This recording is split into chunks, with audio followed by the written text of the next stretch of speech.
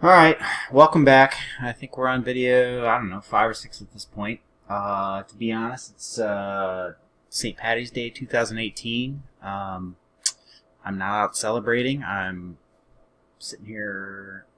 There might be a libation or two involved. So this should probably be the last video tonight. It's going to get messy after this. But okay, I left off here. I took a couple minutes to see where I'm at.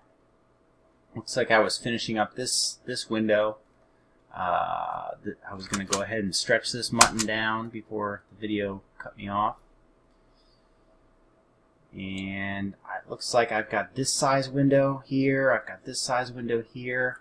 We'll go ahead and make these two windows and see how many more we have left after that. So I'm going to copy these windows back 3 times. I'm going to erase everything but the frames, everything but the sashes. Now this window only has a single sash because it's like a casement or an awning window or something. And then glass and the muttons. Now here's a little trick, is last time I extruded a window, I started with the frames, I did the sashes, and I did the glass. I'm going to do a little faster this time by saying extrude the glass. And if I use my up arrow couple times, there's my 1/4 inch. Actually, that's my mutton, so I'm going to go again to a negative 1/4 inch. I'm just using the AutoCAD function where you can use the up arrow to get to something you recently typed. So there's my mutton sitting on top of my glass, and it's getting too complicated at this point, so I'm just going to type them. I'm going to make the sashes 1.5 thick and the frames 4.5. Again, I've got solid boxes. I want to subtract out my inners from my outers, so I start with my outers and subtract, subtract,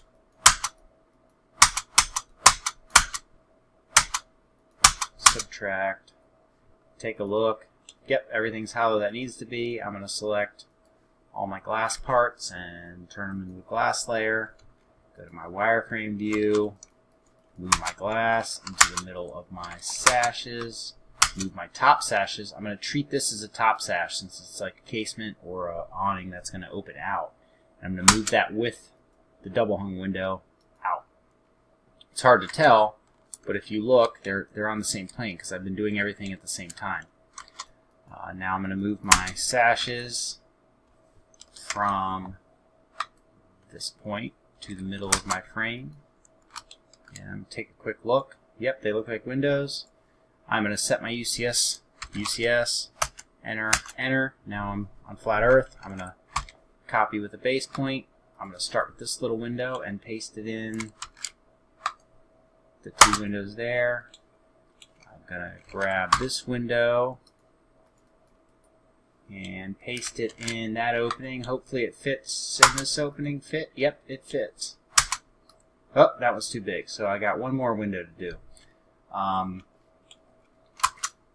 Again, I could make the window the same way. I'm going to do it a different way now just to keep my brain fresh and show you another way to do things. You think this is going to be simple, but it can end up taking longer than just drawing the window new. So I'm going to do it this way as an example.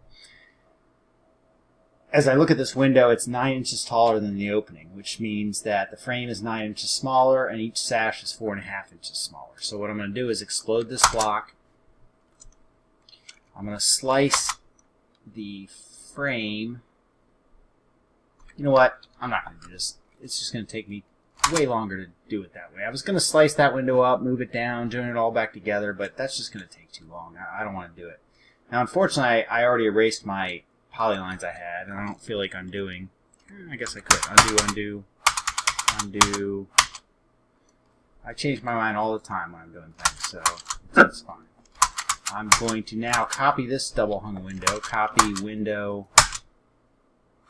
this bad boy down to this new window size, which, gosh, this window size might be the same as this, now that I look at it. I'm going to, nope, it's shorter, so never mind, I got to make it. So I copy these rectangles over this size window. I'm going to go ahead and stretch these down.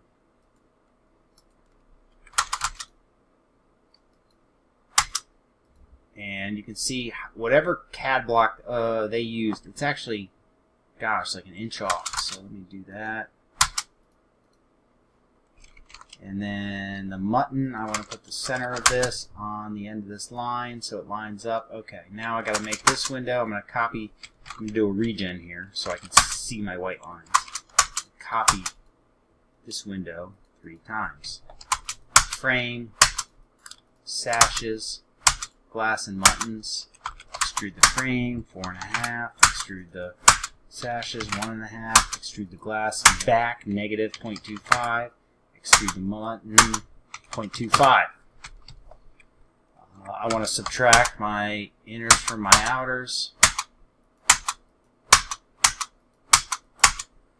Change the glass to be on the glass layer. Move the glass and the muttons into the sash. Move the sash forward. Move the sashes into the frame. Copy it as a base point. Erase that. Now what I didn't explain is that again, as before I copied that, I changed my UCS down to flat earth. And now I'm going to copy that into this window hole. I'll erase that window I don't want and copy this over here. So again, you look at these blocks that you pasted, and it gives them an arbitrary block name, whatever AutoCAD assigns it. That's fine. We don't need to know what it is. If you're used to working with AutoCAD for a while, you're kind of used to categorizing your blocks and naming them things. This is just a different way to go. That's quicker. So it looks like I've got all the windows I need in this drawing. I'm going to go ahead and erase my white window lines that I used to create them. Go ahead and give it a save so I don't lose all my work. Take a look at my model. Looks like all the windows are in there. Now the doors, I guess I'll move on to that and do the doors. The doors can be tricky. This architect's windows have a frame, have the sashes and the mutton. The architect did not draw lines to denote the door frame. Actually, they have the door frame, but not the frame for the transom. I kind of want to draw things all the same way, and there obviously would be a frame around the transom. So what I've got to do is go in here and draw my lines. I'm going to set my UCS OB for object to the front elevation. You can see I'm changed up here. Now I'm still in my realistic view. I'm going to go back to my wireframe view when I work with lines. One other thing, I'm sorry to skip back here, but I want to isolate my 0 layer. So I'm going to select one of these blocks, which is on 0, because I've been working on 0, and when I pasted the block, I was on 0. So I'm going to type lay ISO. I'm going to highlight all my windows. Now you can see my glass disappeared, but they're still in the blocks. You just can't see it because the layer's off. I'm going to change this into a layer I have called 3D window somewhere. 3D window. Turned everything off. Great. I'm going to type lay ISO. I'm back on. So now my windows are on the layer because I'm sort of done with those. I don't want them on the 0 layer anymore. Again, my UCS is still tilted up. I'm going to go back into wireframe and draw my first door. Now hopefully these doors are the same. If not, I'll make them the same because I don't want to draw 2 slightly different doors. So what I'm going to do is I'm going to draw rectangles. I'm going to start here with the outside of the frame. I'm going to look. My balusters are getting in the way of what I'm seeing. I could turn them off, but it would probably turn all this other red off as well. So I'm going to be kind of gingerly and whatever that is, and pick the intersection of the outside of the door and bottom of the door frame. I'm going to go ahead and offset that, whatever this distance is. So I've sort of created an outer and an inner frame. Now we have this piece in the bottom of the door. It's actually how the elevation is drawn. You know, some people might choose to dead this, sort of terminate the frame here and not have this part. Having this part isn't generally going to hurt you. You know, detail in the 3D model, in the rendered models, is less important than you think when drawing it. So I draw my windows and doors very simple because at the end of the day, there are only a few pixels in the finished rendering. So I've got my sort of outer frame, and then I want to determine, I've got my transom and I've got my door. So I've actually sort of got two frames here. So I want to determine that these frames, if I do a distance, are probably 1 inch thick. Yes. So I'm actually going to move this rectangle up 1 inch. That's giving me my opening for my transom window. And I'm going to draw another rectangle from the inside of my door opening. And I'm going to see we've got this frame between the door and a side light or something. I'm going to use the intersection here and that white line I drew earlier. And I'm going to do the same thing with the door opening. So now what I've got is an outer rectangle.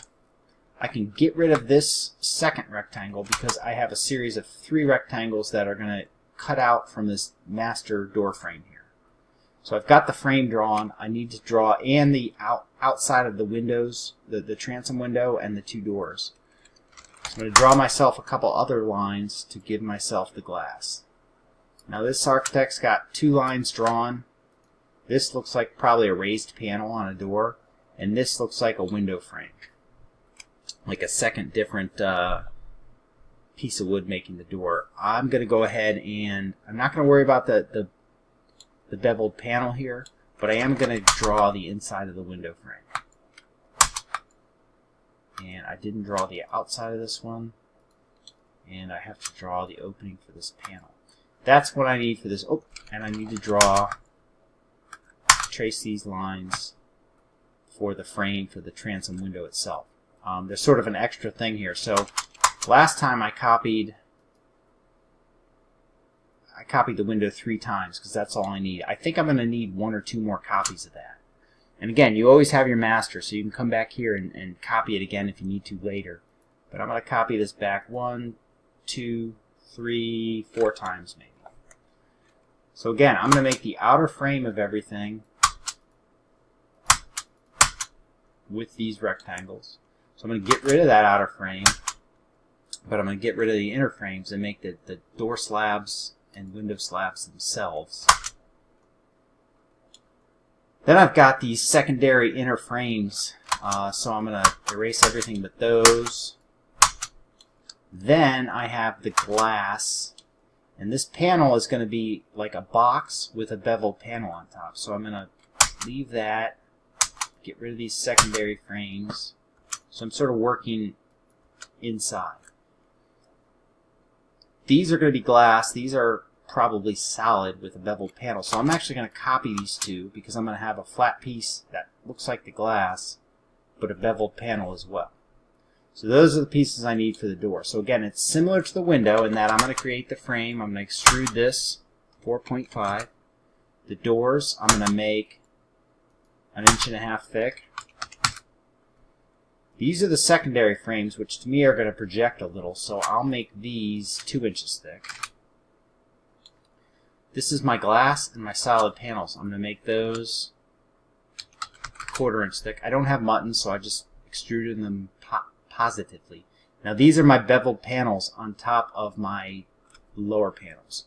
So these will be glass and these will be solid, but these will be beveled solid that sit on top of here. So the cool part about the extrude command is you can extrude these and you can enter a taper angle. I happen to know 72 degrees is about typical, and a distance of 0.5 inches.